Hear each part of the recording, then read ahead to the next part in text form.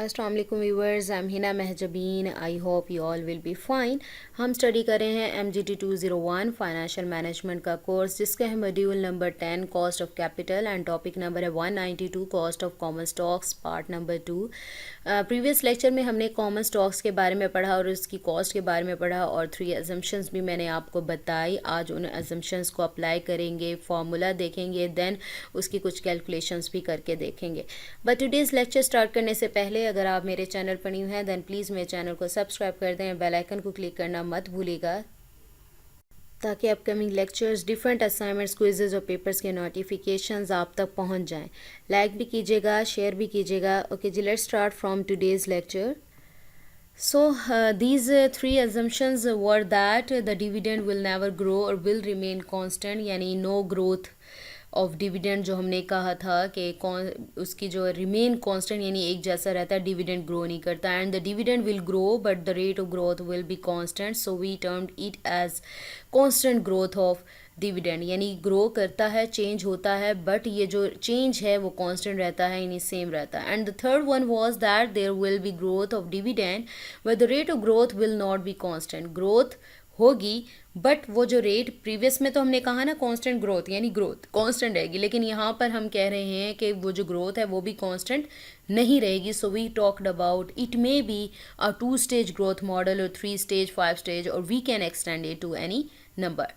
सो no growth model, जिसमें हमने कहा कि डिविडेंड ग्रो नहीं करेगा क्योंकि हम कहते हैं जब प्रॉफिट ही रिटेन नहीं करती कंपनी, यानी उसके पास प्रॉफिट ही नहीं है, वो सब में डिस्ट्रीब्यूट कर देती है, तो क्या होगा, फर्दर वो री इन्वेस्ट करके प्रॉफिट भी नहीं अर्न कर पाएगी, और जब प्रॉफिट अर्न नहीं करेगी तो वो ग्रोथ नहीं होगी कंपनी की, और ग्रोथ नहीं होगी कंपनी की तो ऑब्वियसली जो प्रॉफिट डिस्ट्रीब्यूट करना है यानी डिविडेंड देना है वो भी नहीं होगा।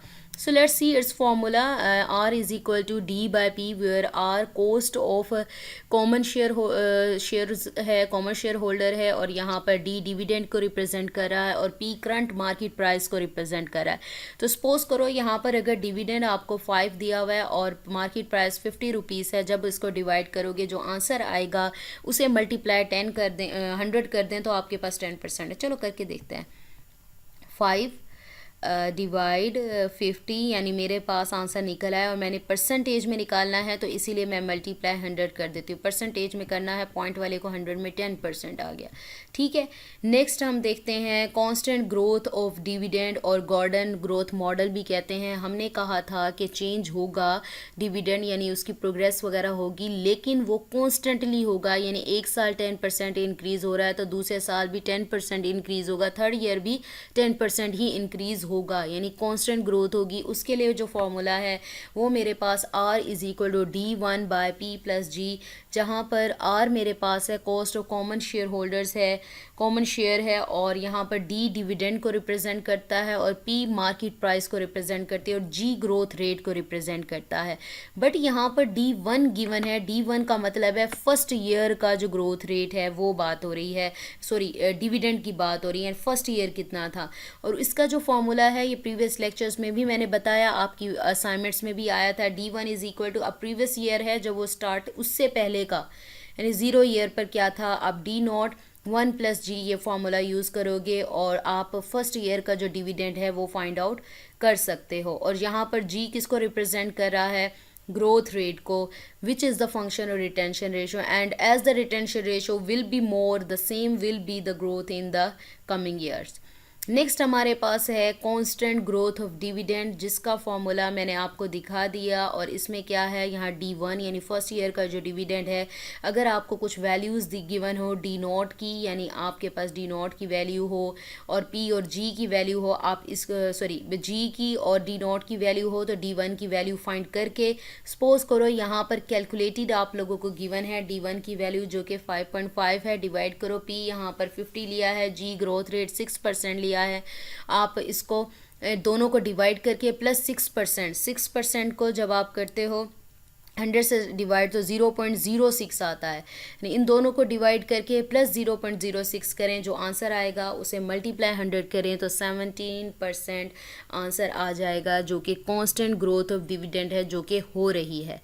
So we can conclude our discussion that in case of no growth, the formula of perpetuity is applied. ये जो d by p जो हमने किया था, perpetuity का ये फॉर्मूला है.